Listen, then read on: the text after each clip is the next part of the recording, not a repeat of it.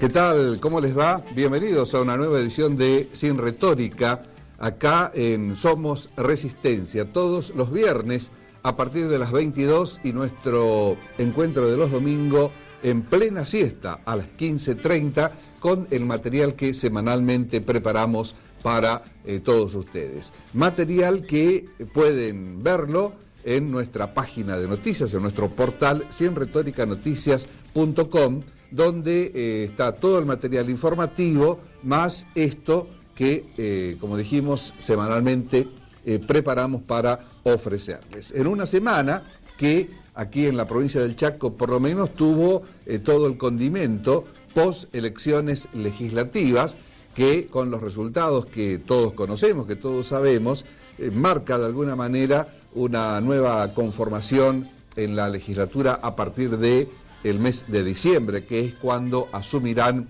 quienes resultaron electos en esta ocasión.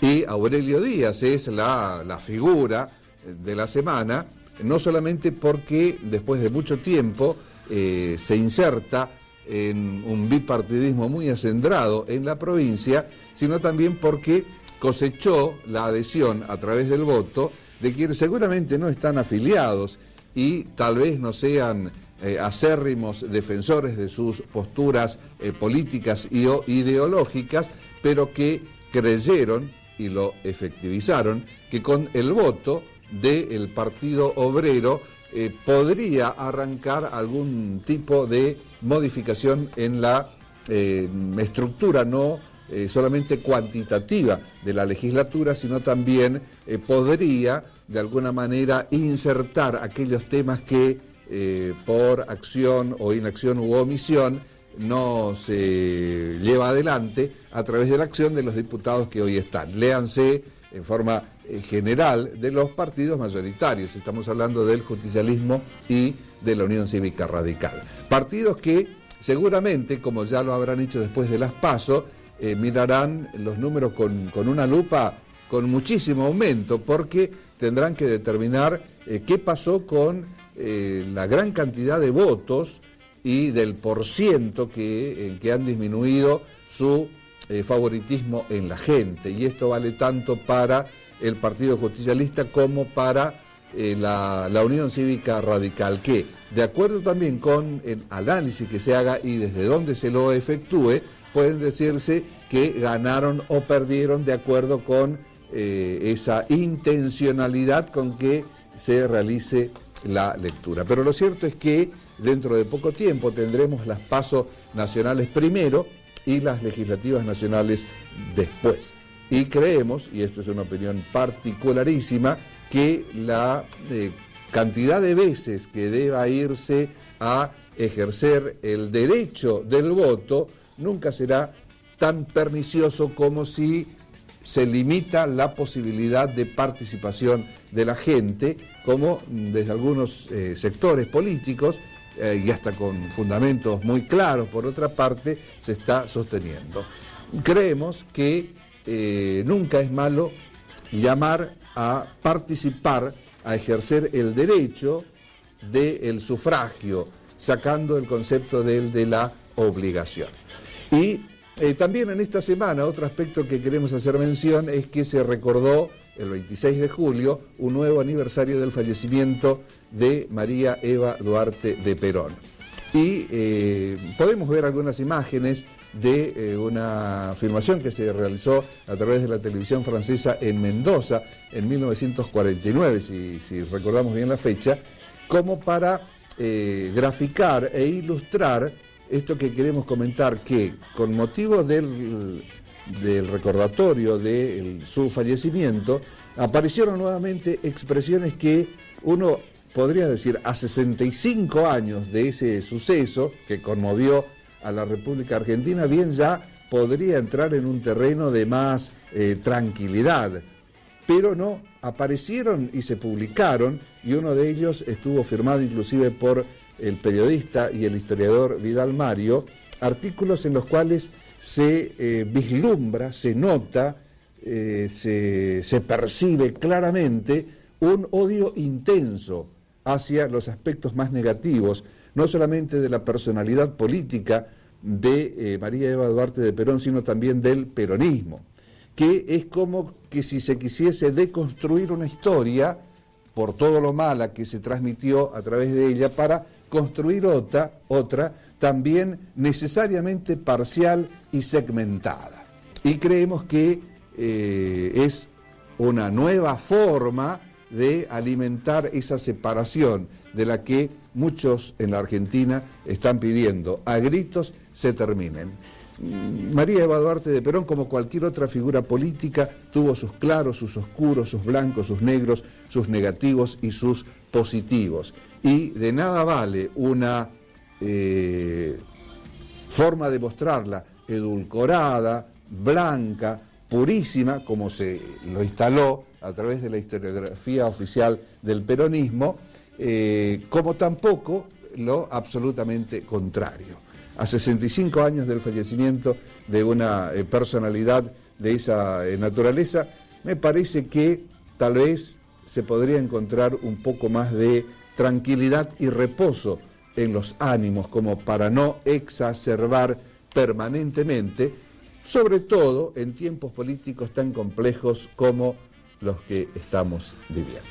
Es lo que queríamos decir y comentarles también que hoy estará en nuestro programa, durante todo el transcurso del mismo, el licenciado Diego Merlo, con quien estaremos hablando. A él le pediremos un análisis de la situación política y social, tanto de la provincia del Chaco como de la Argentina, y también, ¿por qué no?, su articulación con aspectos internacionales. Esa es la propuesta de hoy en Sin Retórica, y le proponemos ir a nuestra primera pausa y después comenzar el diálogo con el licenciado Diego Merlo, recordando la semana que hemos transcurrido en estas imágenes.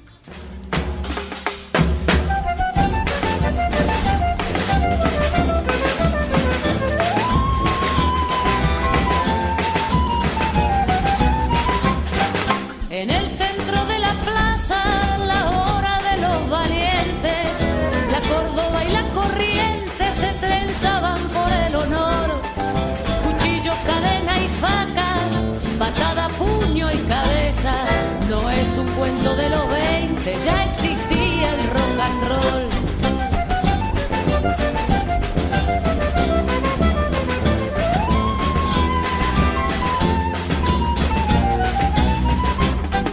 El chino era karateca con estilo y profesión. Se cargaba 4 o 5 sin armas y sin sudor. Siempre había un gordo efectivo que aplanaba con rigor. Siempre había un petizo erguido con nariz de boxeador. Calentaban con ginebra y escuchaban a Manal. Le rascaban a la cana como mi perro al bozal. A pesar de los salvajes no se daban a matar. Se querían en el fondo, su deporte era pelear. ¿Tenés careta, chabón? ¿Qué me toca, pibe? ¿Soprólogo? ¡Su papá viene, ayuda!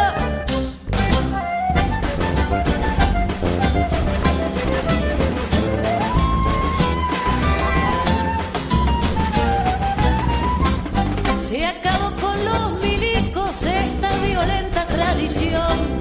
El chino terminó preso sin indulto y sin perdón. Al petizo lo mataron en alguna confusión. El gordo se hizo cana, la puta que lo parió. Calentaban con ginebra y escuchaban a Manal. Le rascaban a la cana como Bartolo al bozal. A pesar de los salvajes no se daban a matar. Se querían en el fondo, su deporte era pelear. Se querían en el fondo, su deporte era pelear.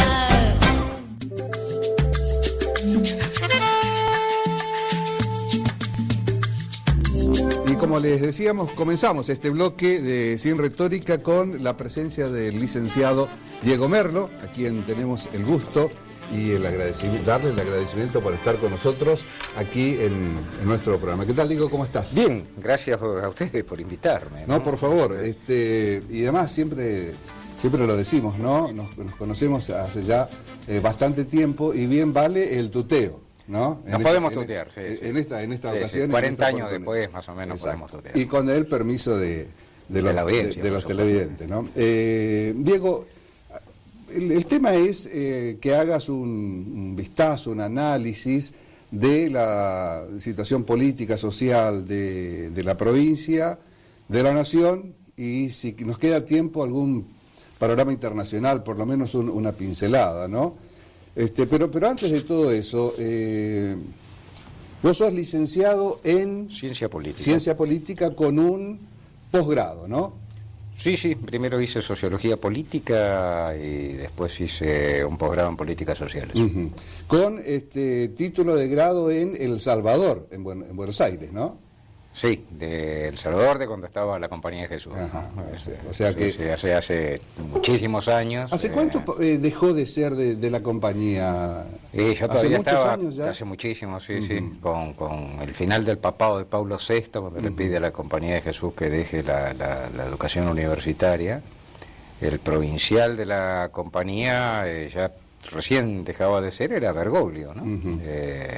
Que aparte era el director de teología de la universidad. De la universidad, ¿no? Diego, ¿y ese cambio significó también un cambio de perfil en la instrucción de los alumnos de la universidad? Mirá, primero que fue un cambio que se dio en el medio de una Argentina tan convulsionada, pero tan convulsionada, calculá que estamos hablando de ya bien entrada la segunda mitad de la década del 70, ¿no? Estamos hablando del año 70, y yo no recuerdo bien, pero creo que fue en el 77, 78 esto. Pleno años de plomo en la Argentina, además, ¿no? Sí, por eso te digo, entre todos los cambios que había, era quizá de los menos peores. Sí, progresivamente después se fue variando, hay que tener en cuenta que fueron de las primeras universidades privadas. Y bueno, la Compañía de Jesús, que tiene aquello de confiadnos el niño, que nos hacemos cargo del hombre, ¿no? O sea, nos responsabilizamos por el hombre. Digo, de verdad que agarramos los primeros años, más de la mitad de la carrera fue realmente de excelencia. Claro. Era durísimo, ¿no? Pero muy bueno, muy bueno. Y esa...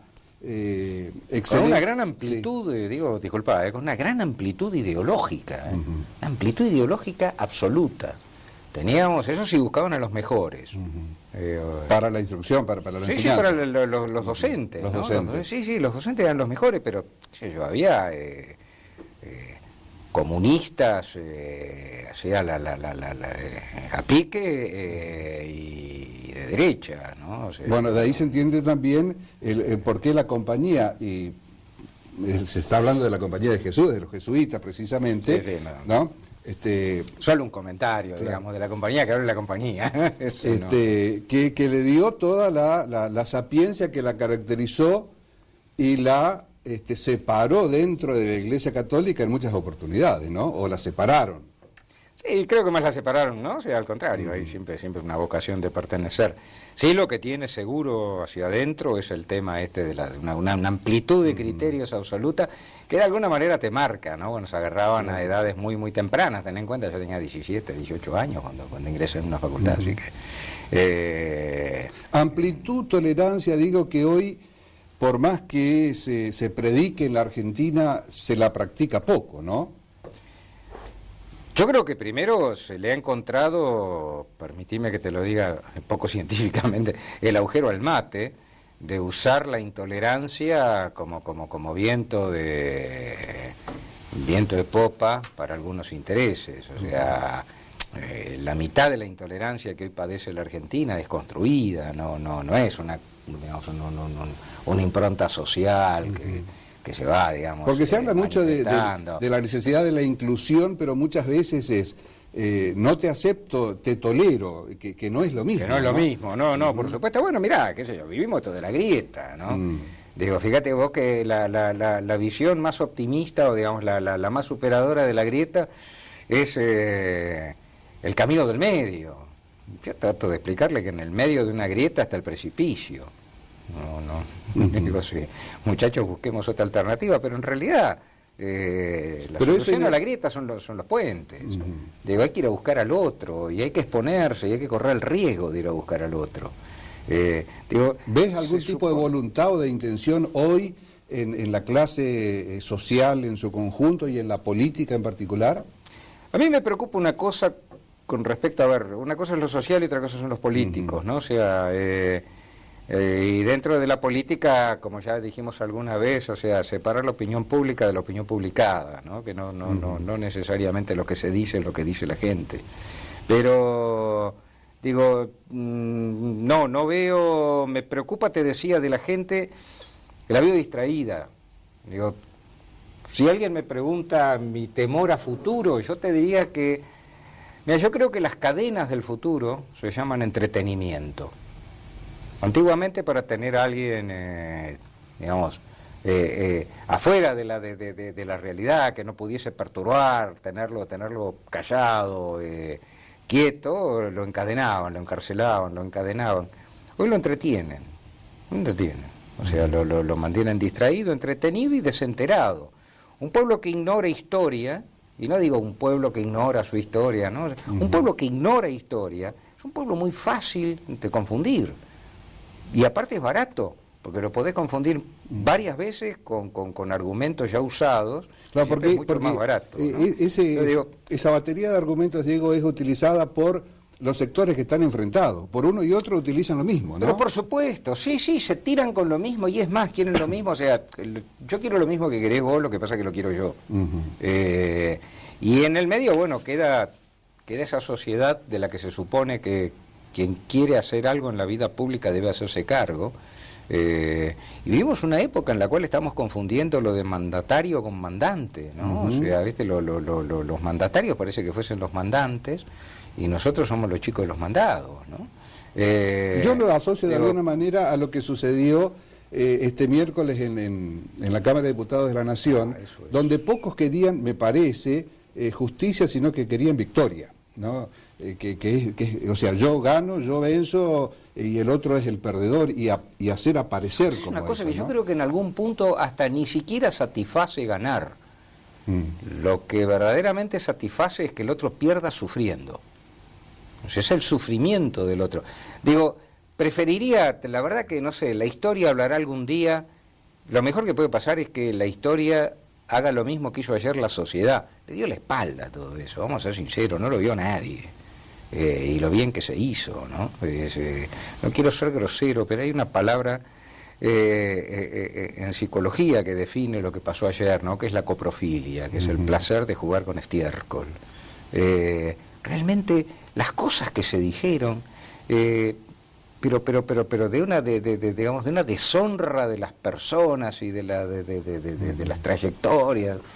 Pero ni siquiera muchas veces, por lo que se vio, se escuchó con un poquito de decoro, ¿no? Es decir, es decir todo lo que se dijo y mostrarlo. Capaz que no sé, te pregunto, ¿no? O sea, ¿no te parece que es como mal visto el decoro? O sea, como hablar bien, decir las cosas correctamente, explicarle al otro que vas a tener una disidencia con lo que él está diciendo, porque de alguna manera discutimos ideas, como mucho discutimos problemas, no discutimos personas.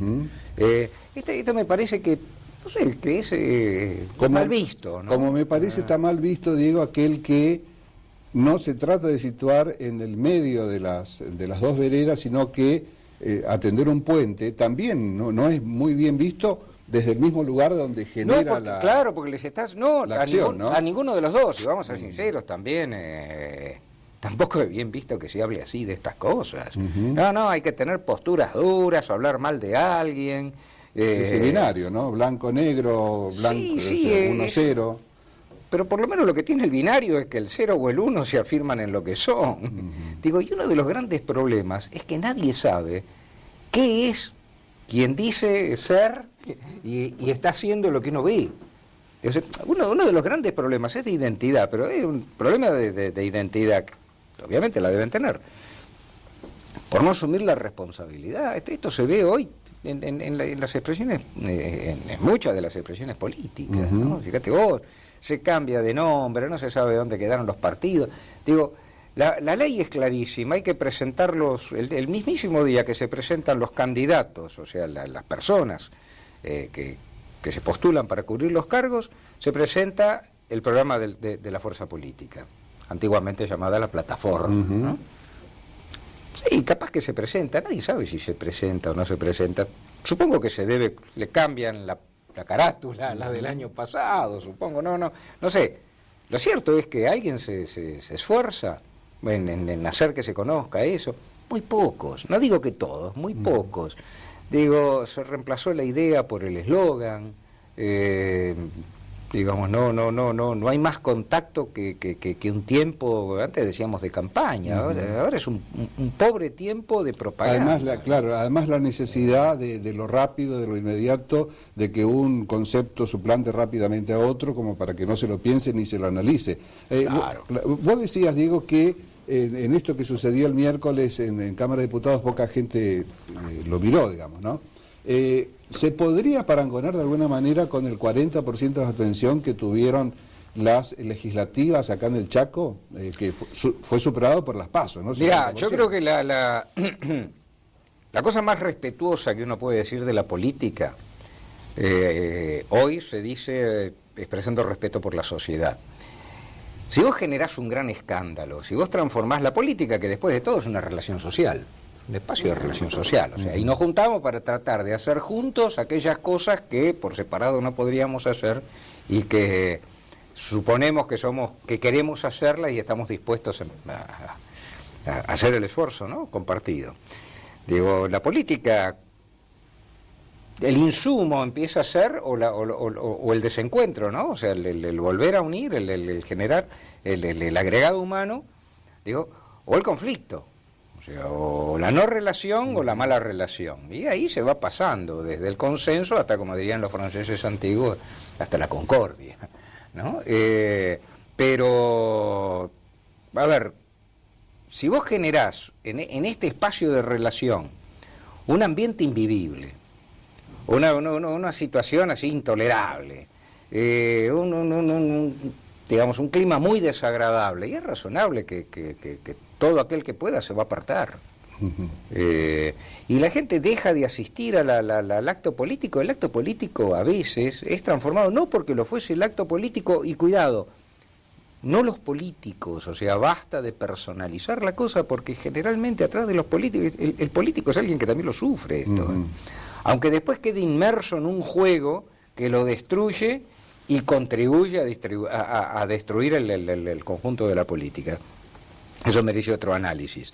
Pero digo, en ese clima, o sea, vos veías ayer, ¿no? O sea, las discusiones habituales que se ven en política, que se ven en la televisión, griteríos, sí, o sea, groserías. Me parece que está más sujeto al show que a otro tipo de cosas, ¿no? Continuas denuncias. A ver, en realidad son escarnios que se hacen, porque después nadie tiene el coraje de ir y hacer la denuncia. Además, tampoco pocos piden que se compruebe o se presenten las pruebas de lo dicho. Claro, ¿no? Entonces es lo suficiente que se diga algo de alguien para que ese alguien tenga que cargar con la producción de la prueba para demostrar lo contrario. Y la ausencia del voto o en la gente se va apartando, y aparte creo que hay otra cosa, hay una apatía, pero también hay una indiferencia que tiene otro origen, ¿no? O sea, el marginarse casi es un acto de salud, ¿no? O sea, si yo en esa yo no entro. Pero lo otro es la indiferencia, también tiene algo de desilusión. Por eso te decía lo de las plataformas electorales y demás. Si yo lo voto a Juan y Juan hace lo que quiere, digo, imagínate vos que en vez de ser una sociedad, así que ahora en estos tiempos del Dios mercado, fuese una empresa. Vos contratás un gerente general en una empresa, le haces un contrato a X años y haga lo que quiera. Y resulta que te viene a desguazar la empresa y vos decís, bueno, pero ¿cuánto falta? Y no, faltan 30 meses todavía. Pero Diego, a mí me parece que se da un juego, no sé si se da un juego perverso ahí, porque en el momento de la promesa política a futuro, me da la sensación de que mucha gente está esperando que le mientan, ¿no? O sea, no está pidiendo demasiada verdad porque sabe que el juego político vendría a ser aquello que me tiene que prometer sabiendo que después no va a cumplir. Y yo lo aceptaría. No sé cómo lo ves. Mirá, cuando la realidad es muy dolorosa, sí, a veces juega aquello de la mentira piadosa, ¿no? No sé qué tiene de piadoso, pero así lo llamaba Platón. No, pero a los resultados no... Digo, es cruel, ¿no? Creo que es de patas cortas porque realmente, o sea, siempre te tenés que hacer a la idea que si lo que aceptás es una mentira de orden 10, vas a terminar teniendo que tolerar una realidad adversa de orden 100. O sea que vos pensás que este 40% de la pensión es una forma de protesta, una forma de queja. Yo creo que tiene más que nada de desilusión, la indiferencia que es, digamos, creo yo que está abonada por la desilusión. Ojo, porque de ahí pasás al descontento. Y eso es el 2001.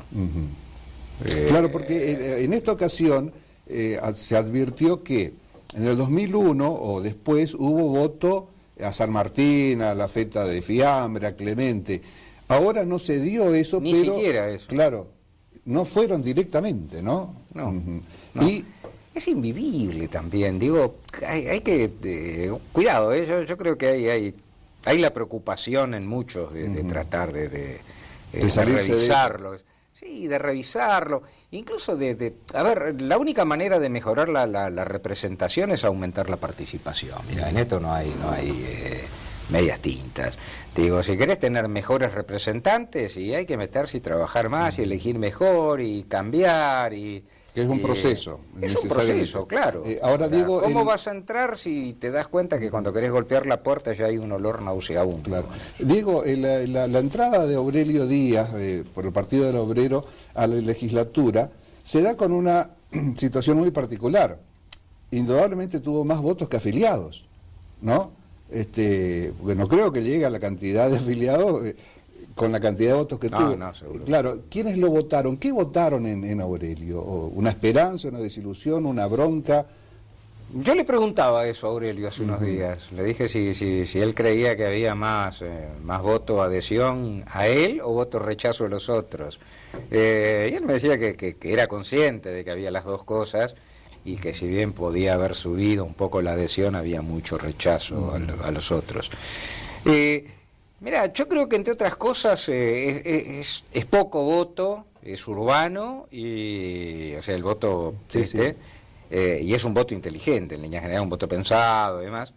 Es poner a alguien que no tenga otra alternativa que decir la verdad como medio de auto. Pero también lo que se comenta y mucho, ¿no? Diego, es que lo que va a ser absorbido por la maquinaria de los partidos más grandes, de las coaliciones más grandes, que no va a servir para nada, que va a ser más de lo mismo. Bueno, qué sé yo, cuando dos equipos salen a la cancha, si un jugador le puede hablar al contrario, le va a decir, hoy pierden. Digo, yo creo que nadie le va a hacer las cosas fáciles, ni cosas ni nada por el estilo, pero digo, es bueno a veces que entre Aurelio u otras personas, ¿no? O sea, u otro partido. Sí, otro partido. Es bueno que haya alguna voz diferente, porque me parece que también esas voces diferentes lo que tienen es que acercan la posibilidad que adentro de los mismos bloques se planteen, bueno, los niveles de rectificación imprescindibles. Ideológicamente, aunque es una palabra que a muchos no les gusta que se use, o dice ya están en desuso, las ideologías murieron y demás, ¿dónde está ubicado? De explicarle las potencias que las ideologías murieron. Pero ¿dónde está Aurelio? ¿Qué él es, un trotskista, un comunista, un marxista, un socialista renovado? ¿Qué es? Yo creo que lo mejor sería llamarlo, invitarle, preguntárselo.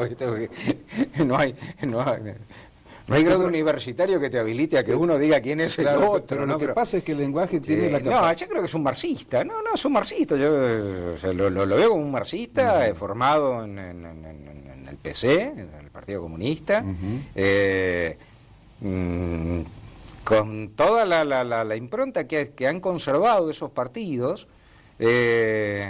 de mantener sus esquemas de formación, sus estructuras, en fin, los cuadros, ¿no? El encuadramiento de las personas que van haciendo una suerte de curso de capacitación y de compromiso político, ¿no? Además también muchas veces muy encriptados en sí mismos, ¿no? Sí, yo creo que ese ha sido un problema generalmente de las izquierdas argentinas, que por eso también los ha llevado, al estar tan encriptados, todo el conflicto también quedaba adentro. Claro. Por eso decía un ya fallecido, un socialista, del Partido Socialista Democrático de Santa Fe, decía... Se juntaban a leer el 18 de Brumario, dice, eran 10 y salían 6 para un lado y 4 para el otro. Claro, ¿no? Sí. Esto pasa en todos los grupos cerrados, pasa. El tema de que tengan más votos que afiliados no está mal, al contrario, está bien, sobre todo en una época en la cual baja mucho la afiliación de los partidos, entre otras cosas porque los partidos tienen los afiliados que le exige la ley un poco más, digamos, sacando el justicialismo que conserva su digamos, o el radicalismo que también lo busca, ¿no? Sí, aparte partidos de masas. Y ahora digo, con la inclusión de Aurelio, en estas elecciones que todos festejaron, todos ganaron. Al parecer acá no hubo perdedores, o sea, de acuerdo con la lectura que se hace. ¿Quién cree? Creo que se hizo la lectura complementaria, o sea, se leyó lo que no había. De verdad, que sacando a Aurelio, que se les viene fea también, me parece que no había nada para festejar. Claro, porque de acuerdo con el análisis que se haga y desde el lugar donde se efectúe, bueno, pudo decirse que ganó el peronismo, que ganó el radicalismo, que ganó una fuerza política que incluyó a quien no tenía. ¿Cómo lo ves ahí? Yo lo veo como que los dos grandes partidos, que siguen siendo los dos grandes partidos, tienen problemas internos que los deben resolver, que no, bueno, pasa en todas partes, o sea, hay que activar las reglas de sucesión, los reacomodamientos en la toma de decisiones, los perfiles de las decisiones que se van a tomar. Fíjate vos que a corto plazo se está hablando de algunas decisiones, modificación del sistema tributario, modificación del sistema de seguridad social, modificación de la ley de trabajo. Digo, el perfil económico, hasta dónde continuar el endeudamiento, dónde frenarlo, cómo apoyar a la producción sin destruir la economía del conjunto de la sociedad, digo, que son la misma cosa. Estas son y eso da un alto grado de incertidumbre en la gente, ¿no? De sentirse machacado, ¿no? Vos es que, si me preguntás, hoy realmente mi preocupación es, ¿quién va a asumir la defensa del derecho que tiene la sociedad a vivir seguro y sereno? Es lo menos que se puede pedir, vivir seguro y vivir sereno. Te levantás temprano, vas a trabajar, sos responsable, haces tus cosas, tenés tu seguridad. Y tenés una serenidad, lo que estás haciendo es lo correcto, está bien, no es que mañana no sirve para nada, no podemos seguir escandalizándonos a nosotros mismos y vivir en ese estado de angustia, de incertidumbre, porque... ¿Crees que se acrecentó ese estado en los últimos tiempos, en los últimos años? Con los anuncios actuales. Yo creo que se juega a hacer esas cosas, yo creo que se lo usa como ariete. ¿Pero qué? ¿Para mantenerme alterado? ¿Para mantenerme disconforme? Y mira, una persona angustiada, alterada y demás, una persona que digamos, toma menos decisiones, se equivoca un poco más, se entrega. Pero existe, Diego, en los últimos 15 años, por tomar el tiempo del kirchnerismo en el gobierno y lo que va del gobierno de Macri, las condiciones de producción para estar seguro y sereno. Bueno, a ver, yo creo que por eso te digo, no se lo endilgo a uno solo. Lo que yo digo es que lo menos que se puede pedir, que se debe exigir, porque si no después vamos a recordar a Mariano Moreno, ¿no? O sea, si no va a ser nuestro destino andar cambiando de tiranos sin vencer jamás la tiranía. Me parece que es la exigencia básica y aparte es el compromiso elemental. Lo primero que quiero de alguien que va a asumir mi representación y que va a trabajar por mí, y que va a tomar decisiones por mí, porque su poder está basado en mi compromiso de obediencia. Yo voy a obedecer las leyes que él hace, o voy a asumir como propio el compromiso de las decisiones que él toma. De modo que lo menos que puedo exigir es que la gente viva, y yo incluido, digo, que vivamos seguros y serenos. Es por lo menos una petición que yo no advierto sea prioritaria hoy en el pedido que la sociedad, si es que pide algo, a la clase política, ¿no? Porque le está pidiendo menos corrupción. Creo que nuestra misión casualmente es tratar de estar todo el día mirando y adelantar algo. Cuidado, cuando la gente lo pide, a veces es como la salud, ¿viste? Que no sabemos que la tenemos hasta que la perdemos. Digo, cuando se empieza a pedir, ya estás en un problema severo. Sí. Pero por lo menos no es enfermedad si no duele, o hasta que no duela, ¿no? Claro, bueno, ahí está el tema. Digo, si se puede frenar un poco antes del dolor, y aparte quien lo sepa advertir y quien sea capaz de asumirlo y de hacerlo, digo, sin duda va a tener una gran ventaja. Va a tener un hándicap. Va a tener un hándicap en esto. Digo, entonces, en vez de preguntarnos, ¿viste, por qué la gente no fue a votar? Que sí, sin dudas, es un dato casi estadístico.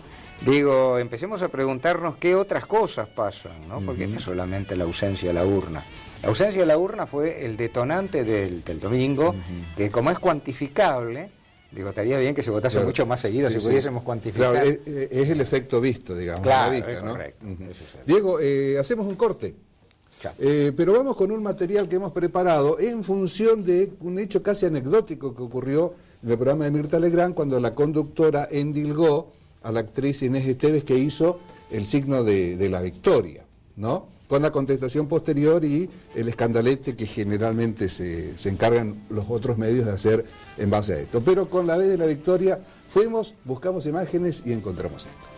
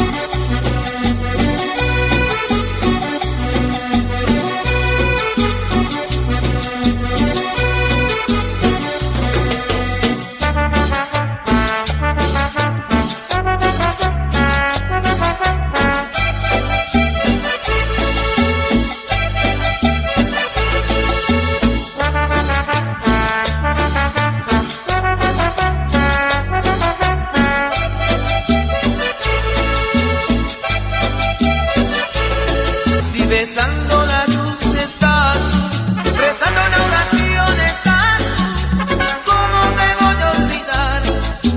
¿Cómo te voy a olvidar?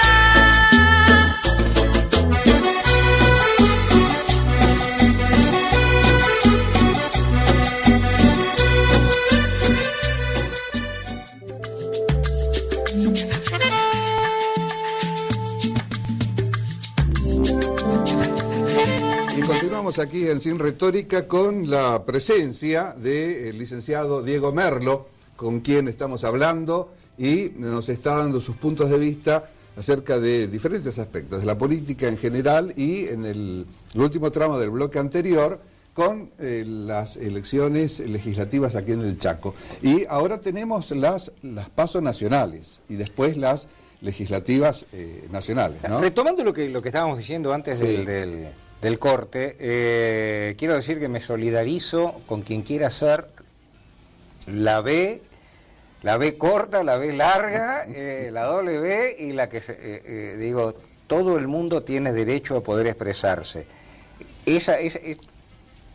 Disculpen, no está bien quizá decirlo, pero creo que esas expresiones contra la actriz son claramente una expresión de la mala educación. Además discriminatorias, ¿no? Porque alguien lo dijo alguna vez, en los tiempos de Jesucristo se era leproso, después se pasó a ser, qué sé yo, judío, Y estamos hablando y metiéndonos en conceptualizaciones que son trágicas y Claro, que fueron trágicas claro. para la humanidad. No, Después, como dice León Gieco, que ahora que se murió el comunismo somos todos drogadictos. En fin, las conceptualizaciones que marcan a fuego y con sangre, ¿no? Sí, y que es doloroso. aparte qué lindo que el otro pueda decir lo que quiere decir.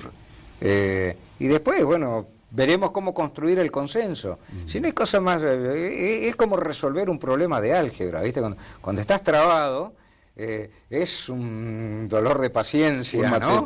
Diego, pero digo, volviendo al tema hablando de la B, a nosotros los de River nos pusieron la B larga y perdimos, Diego, porque ya significa que estuvimos en el descenso, ¿no? Otra forma de estigmatización también. Sí, correcto. Compartimos el ser de River, con la diferencia de que yo tengo un agravante que aparte soy de Platense. Que somos de la B perpetua. Sí. ¿No? Pero por lo menos... Nosotros estamos contentos cuando no nos vamos de la B, digamos. Pero por lo menos simpatizantes junto con Roberto Goyeneche de Platense, ¿no? Sí, tenemos otros. También tenemos. Diego, las PASO nacionales y las legislativas nacionales, en el análisis necesariamente se tiene que caer casi en una adivinanza de lo que puede pasar, o ya se puede ir pispeando. Yo creo primero, no despotricar contra la política e ir a pedirle a la política aquella cosa que queremos recibir. Digo, tenemos ahora todavía 2 semanas y media, ¿no? Hasta las elecciones primarias. Digo, a nuestros propios candidatos, estos temas que son los temas candentes que se van a resolver a partir de fin de año. Hay que ir a los candidatos a preguntarle, ¿usted qué piensa de eso? ¿Qué va a hacer? Hay que ir a pedirles, decís vos, correcto, hay que ponerle en la agenda los temas. Claro, y conversarlo con el candidato. Digo, conversarlo bien, digo, con respeto, con consideración, porque, bueno, también el hombre, la mujer tienen todo el derecho del mundo a tener sus posiciones, pero también uno tiene derecho a esta serenidad y a esta seguridad. Entonces, ir, preguntárselo. Si se quiere modificar la ley de trabajo, ¿usted qué opina? A mí lo que me preocupa mucho, y estoy viendo, cualquier Diego, otra, ¿no? la no serenidad o la no tranquilidad que se le da al sector, entre otros, de los más viejitos, de los jubilados, porque están pasando por situaciones complejas, ¿no? Sí, aparte es el sector que tiene menor probabilidad de asumir su defensa y menor expectativa de esperanza. Porque no hubo gobierno que lo ayudó, pero nunca salieron a flote. No, correcto. Sí, aparte que quede claro, ¿no? Que de ninguna manera la crítica se circunscribe a 20 meses de gobierno. Porque también vamos a ser sinceros, si el anterior gobierno hubiese hecho las cosas bien, este gobierno no las podría hacer mal. O sea, habría garantías. Este es el tema. También está el tema de tener un electorado dependiente, donde te doy, pero te tengo agarrado, y ese tipo de cosas. Diego, y por eso digo, pero de cara a las primarias, que va a ser todo un inconveniente también mover la gente, y los grandes medios van a tratar de en fin, esta cosa de la espectacularidad que estábamos hablando antes, o sea, van a fijar mucho la mirada en provincia de Buenos Aires, que es el... Ahora, fíjate que en el 2009 Kirchner pierde la Diputación Nacional con de Narváez en la provincia de Buenos Aires, pero el Frente para la Victoria ganó en la Nación, en aquel momento. Sí. Algo parecido puede darse en esta oportunidad, que quien gane en Buenos Aires va a ser puesto en tapa y en los Mirá, títulos para como hacer una evaluación rápida de números, te entiendo. Para hacer una evaluación rápida, digo, primero, esto no hay que mirarlo como una sola elección, esto en realidad son 24 elecciones. Pero cada distrito, claro, cada distrito se decide, o sea, decide hacia el interior su propia representación. De todas maneras, es un claro mensaje del electorado al gobierno y a los representantes. ¿Qué resultado, Diego? ¿El de la provincia o el de la nación en su conjunto, el de los 24? Mirá, el resultado de los 24 está hablando digamos, de un estado de situación que conviene no soslayar. De la Rúa intentaban decirle, no es tan así, conviene no soslayarlo. Capitanich dice que para Unidad Ciudadana, creo que es el de Cristina, le va a ser muy difícil la nacional. tiene como miedo que se pierda en la sumatoria de los 24 distritos. ¿Cómo ves, cómo pensás podría ser? No, yo no, a ver, si tuviese que decirte un dato hoy, yo al contrario lo veo a veces más comprometido en situaciones locales. Digo, no veo que haya así una diferencia que pueda afectar digamos, al justicialismo, porque también Unión Ciudadana es una realidad de la provincia de Buenos Aires. Digo, en la ciudad de Buenos Aires, en la ciudad autónoma, ya es otra cosa, en Santa Fe es otra cosa, en Córdoba es otra cosa. Acá es otra cosa. Claro, acá ¿no? es otra cosa. ¿Cómo haces para unir todo eso? Por eso digo, después se puede hacer una lectura de conjunto y sin dudas es un indicador a tener en cuenta, pero hay que medirlo de esta forma, me parece, ¿no? De ver qué pasa en cada. Además, creo que cada también se jurisdicción. intentará la lectura del número de tal forma que, aunque haya sacado menos votos, aparezca como ganador. Yo te lo adelanto, ¿no? eso. No, yo te lo adelanto. Mira, por ejemplo, si el gobierno pierde en número, en cantidad de votos, seguramente el gobierno va a hacer una buena elección en cantidad de bancas, porque manda muy pocas a la reelección. renovación, claro. Y tiene una posición que está dividiendo el electorado con cierta paridad. Algunos un poquito más abajo, los otros lo ponen un poquito más arriba, pero está dividiendo el electorado con cierta paridad. Entonces, en número de bancas va a tener una mejor posición. Digo, después hay que ver cuántas de esas bancas que conquista el actual oficialismo lo hace a costa de sus propios aliados, cuánto Claro. lo hace a costa de los adversarios, Ahora digo, etcétera. ¿qué diferencia tendría que darse en puntos en las PASO como para que esa misma diferencia se pueda decir se va a mantener en las generales? 3 puntos, 4 puntos, arriba, abajo, ¿se mantiene? ¿Se modifica? En líneas generales las primarias, que después podríamos hablar una palabra de las primarias, que no son tan malas ni son tan abundantes. Sencillamente lo que pasa es que cuando no hay elecciones primarias, los que eligen son los partidos y los ciudadanos optan. Yo creo que quienes piden menos cantidad de fechas de votaciones porque quieren tener menos posibilidades de perder, ¿no? Sí, hay algo de eso. Sí, sin dudas. A ver, insisto, decíamos antes, si queremos mejorar la representación hay que aumentar la participación. Es más, con todas las probabilidades que tenemos hoy por la tecnología, etcétera, digo, ¿cómo vamos a apretarla o a restringir más todavía la representación? La representación es ya una forma de límite a la participación. Digo, no más que eso. Te decía de las primarias. Hay que ver cuánta gente va a votar y en general hay una tendencia que se mantiene. En línea general es una tendencia que se mantiene. Que podría repetirse para las Sí, las porque generales, se mantiene la pluralidad de oferta electoral, digamos, la pluralidad de alternativas. Hay más posibilidad de que cambie radicalmente esto cuando estás en un sistema de polarización obligatoria, absoluta, como es el balotaje. Entonces vos bajaste 8 fuerzas políticas, seleccionar las 2 primeras y a Pelo a todo pelo, nada y como dicen, punto, claro. Entonces digo, ahí puede pasar, si no, en realidad hay una tendencia. Ahora digo, un potencial triunfo de la oposición al gobierno nacional hoy, ¿necesariamente marca la obligatoriedad por parte del Ejecutivo de cambiar algunas de las políticas que está llevando adelante y al contrario, un triunfo le autoriza a profundizarlas? A ver, es una opinión personal. Digo, no, un triunfo de la oposición sí lo que te dice, o sea, te obliga es que tenés que, digamos, consensuar más, discutir, encontrar puntos intermedios. Aun cuando no haya modificación en la Constitución de la Cámara, porque de eso también se trata, lo que pasa es que empieza a ser un indicador que te dice para qué lado vas. Digo, si el electorado te dice ajústese los cinturones porque iniciamos el descenso, digo, uno ya sabe, si yo me quería bajar acá o quería llegar más lejos. Y el triunfo, al contrario.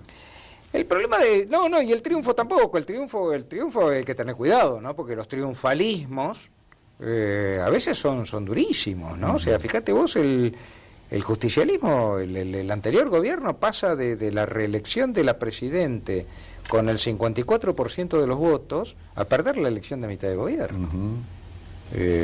Cuidado. También con variables como, por ejemplo, previa a eso y en la reelección, la muerte de Néstor Kirchner, ¿no? No, sin dudas. A ver, sí, yo creo que en eso no coincido con Capitanich, que decía, bueno, no, pues este año, no este otro. O sea, yo creo que esta elección que pasó acá en la provincia hay que compararla con la de 4 años antes. Él la quería comparar con la del 2009, que es la primera elección de mitad de término del primer mandato de un gobierno. Es razonable, ¿no?, el tema, pero pasa que entre el 2009 y el 2013 en la Argentina pasaron tantas cosas. Sí. Digo que eso también, y vos decías al comienzo, también incluso mirar la situación nacional, la situación mundial, digo, lo que uno no puede dejar de hacer cuando analiza estas situaciones es de mirar todo el escenario, porque si solamente clavamos, es como querer andar en bicicleta mirando la rueda de adelante o querer jugar al fútbol corriendo atrás de la pelota. Digo, hay que tener un panorama, hay que ver en dónde se inscribe todo esto, y creo que también hay que entender que esta situación política en la cual ahora vamos a decidir o vamos a contribuir a decidir con nuestra decisión como ciudadanos, hay que verla con el panorama general, o sea, también, ¿qué es lo que más le conviene a la provincia? O sea, digo por esto de que son 24 elecciones, ¿no? ¿Qué es lo que le conviene a la provincia? ¿Cómo? ¿Qué planteo? ¿Desde qué ángulo? ¿Qué hay que defender? Que son algunos de los aspectos más negativos que desde dentro del mismo justicialismo del Chaco se le endilga a Domingo Pepo, ¿no? Que es su adecuación a una política nacional como para llevar la provincia adelante o poder llevarla, pidiéndole más dogmatismo en algunas posiciones. Bueno, de repente lo que habría que hacer es, en vez de pedirle, darle, ¿no? O sea, darle alternativas. También hay que preguntarse qué otra cosa podía hacer, ¿no? Digo, me parece que ese es el reajuste que da una elección de mitad de término, que por otra parte es muy saludable, porque es lo que permite, digamos, es el segundo punto para trazar la Diego, recta, ¿no? y tratando... Parejo de lo que digo del país, es lo que digo, de lo que digo de la provincia, es lo que digo del país con respecto al mundo, ¿no? Claro, a eso iba. Mundo, a eso iba. Las elecciones de Trump y de Macron, por ejemplo, ¿marcan algún tipo de tendencia en el perfil de político o de políticas? Más que la persona, lo que yo te diría es no perder de vista que la oposición a Donald Trump en realidad la llevó adelante un profesor anciano como Bernie Sanders, o lo que pasó con Crosby en Gran Bretaña. Digo, primero entender que algo está pasando en el mundo, que si no pasa eso, pasa lo otro, ¿no? Que es lo que se oculta en Grecia, ¿no? Que es el tema de los grupos neonazis, o el tema de Marine Le Pen, de Marine Le Pen en Francia. Digo, algo está cambiando, lo siento al respirar, cantaba Vox Day, ¿no? Digo, hay que tener en cuenta a qué mundo también vamos. A decir, no, el mundo nos pide que hagamos tal cosa. Sí, está bien, perfecto, eso es lo que piden ellos. ¿A quién le conviene lo que piden? ¿A ellos o a nosotros? Digo, porque también el mundo te pide que abras los mercados, porque ellos quieren cerrar los suyos y usar los otros. O sea, ¿por qué no nos abren? ¿Qué pasó? Digo, lo digo casi como chascarrillo, ¿no? El tema de los limones en los Estados Unidos, porque parece que la Argentina iba a dejar de ser el granero del mundo para ser el limonero del mundo. Digo, pero fíjate vos que ni siquiera una exportación que es mínima. Ahora digo... fíjate vos, $50 millones a los Estados Unidos, la economía de los Estados Unidos es nada. Digo, ni eso se pudo. Digo, porque es así, vivimos en una época de gran cerrazón de los mercados, de un gran repliegue sobre la economía interna. Y lo otro que hay que decirlo de alguna manera, ven, más del 90% de la economía del mundo se ejecuta hacia el interior de las unidades nacionales.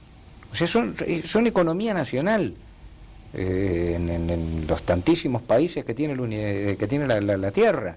Digo, es menos del 10% de la economía mundial lo que surge del intercambio O sea que estas medidas o algunas de las medidas económicas que está tomando el gobierno, ¿crees que no tiene un futuro promisorio en En el mediano plazo para Yo creo que país. lo primero que hay que hacer para conquistar buenos resultados es cuidar lo que se tiene. Y me parece sí una cosa, hay que cuidar nuestro mercado.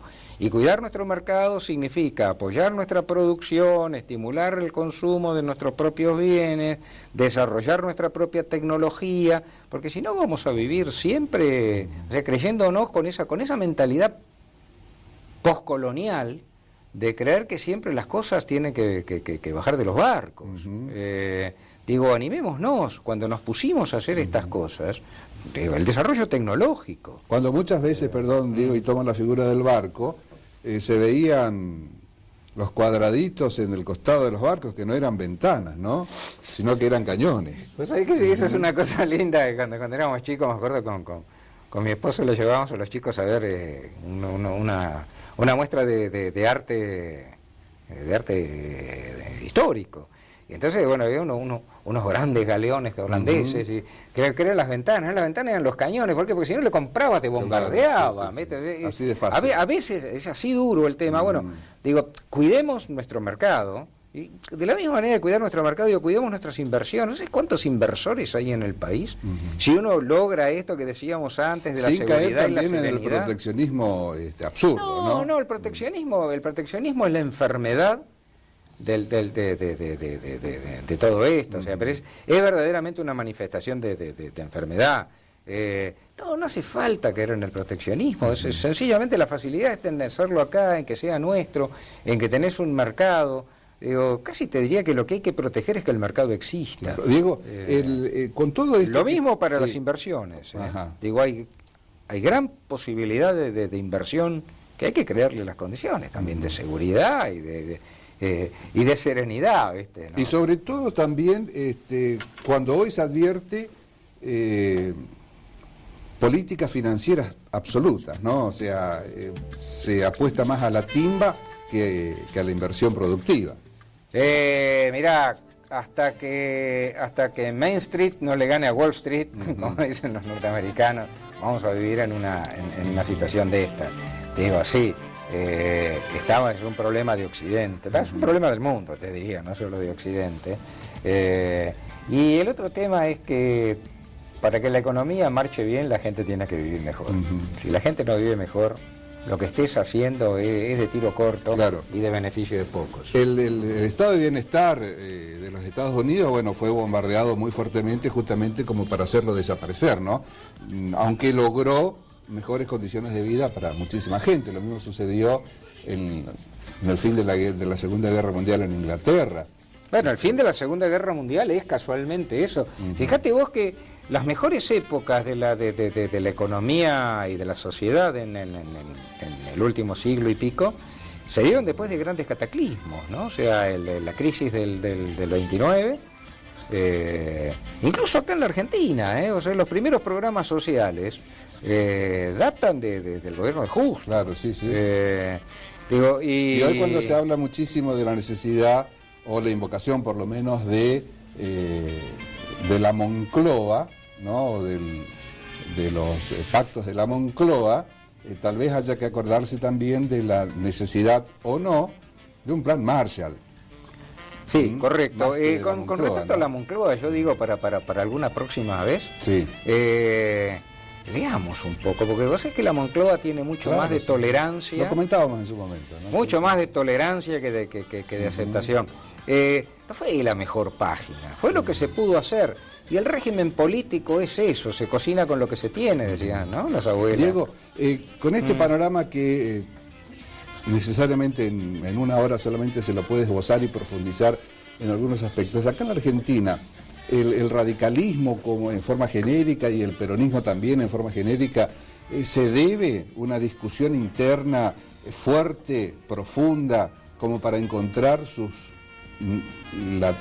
retomar sus antiguos carriles o nuevos carriles por donde transitar, porque se los ve muy desdibujados, ¿no? Yo creo que si no van a esa saludable convocatoria, y primero tiene que haber eso, ¿no? Tiene que haber capacidad de convocatoria, y si no, convocarse entre todos en ambos partidos. Que aparte, te voy a ser sincero, yo creo que la Argentina todavía necesita mucho, tanto del peronismo como del radicalismo. Pero si Sacando, ellos no buscan eso, lo más seguro es que la sociedad los pierda. Yo diría, tratando de que haya como una separación de los odiadores, tanto en uno como en otro sector, ¿no? No, yo creo que cuando se empieza a discutir ideas, cuando volvemos a no, ahí nos encontramos mucho más fácil. Ahí se hace mucho más fácil. Bueno, casualmente está... Cuidado, el odiador es alguien que le saca ventaja a eso. O sea, no. Se aprovecha de eso. Sí, nos quieren peleados a unos con otros, o en este caso los quieren peleados. Yo por respeto me pongo en el medio, no hay que invadir casa ajena.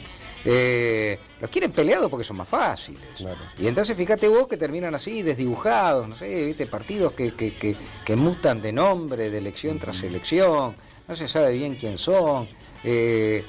Trabajan, construyen y de canguros quedan... políticos permanentes, ¿no? Claro, claro. Digo, la verdad que, es más, creo que ambos partidos tienen muchísimo para contarle esta situación y muchísimo para aportar a esto. Pensemos, si me forzás un poco, yo me voy a Alem, pero pensemos en don Hipólito Yrigoyen y las que les tocó remar, pero pensemos en Ilía, pensemos en Alfonsín. Entendiendo que en el análisis de todos esos aspectos históricos del pasado, no es que la historia viene a nosotros, sino que nosotros vamos a la historia con nuestro contexto de hoy. Correcto, es muy buena la figura, nosotros vamos a la historia. Digo, y conviene no frenar, ¿no? Fíjate vos, llega Aurelio el primer diputado marxista en la provincia del Chaco llega en el año del centenario de la Revolución Rusa. Es cierto, el 17 se dio aquello. Claro, bueno, el año que viene es el centenario de la Reforma en Córdoba. La universitaria del 18, de la reforma universitaria del 18. Con las banderas radicales. Claro, aparte es ahí sí que el radicalismo entra de lleno, no sé, volver a leer esa carta liminar de Deodoro Roca, que aparte es bueno también contarle a los chicos que ese hombre que había escrito eso tenía escasos 25 años. Y además, Diego, ya en el final... dándonos cuenta o entendiendo que analizando a muchos de los que hoy están en el peronismo y en el radicalismo, uno va a esa historia, como decíamos, y enanitos al lado de los que realmente hicieron grande a uno y otro, ¿no? Sí, tanto también le digo, agradeciendo a tus televidentes que han tenido la paciencia de todo esto, también convengamos una cosa. Les dejamos un escenario bastante ríspido y empobrecido, como para que puedan llegar a hacer un trabajo de estos. Sí, por supuesto, las urgencias son muchas. Pero alguien tiene que pensar, ¿no? Sí, y hay que animarse a una cosa, hay que pensar mientras se hace también. No eso de que primero hacemos y después pensamos, porque cuando llega la hora de pensar resulta que ya no estamos. Hay que hacerlo y hacerlo ahora. Y hacerlo con la gente. Y también la gente tiene que entender que hay que meterse en esto, porque si uno no se mete en la política, luego lo peor de la política se puede meter en nuestras casas. Diego, muchísimas gracias. A vos. Por el tiempo, nos quedamos charlando, vamos a escuchar un tema musical de cierre y la invitación es para la próxima semana, el viernes a las 22:30 y el domingo a las 15:30 aquí en Somos Resistencia.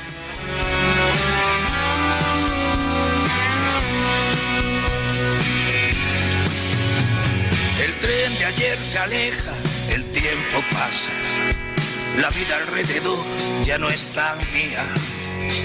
Desde el observatorio de mi casa, la fiesta se resfría. Los pocos que me quieren no me dejan perderme solo por si disparado.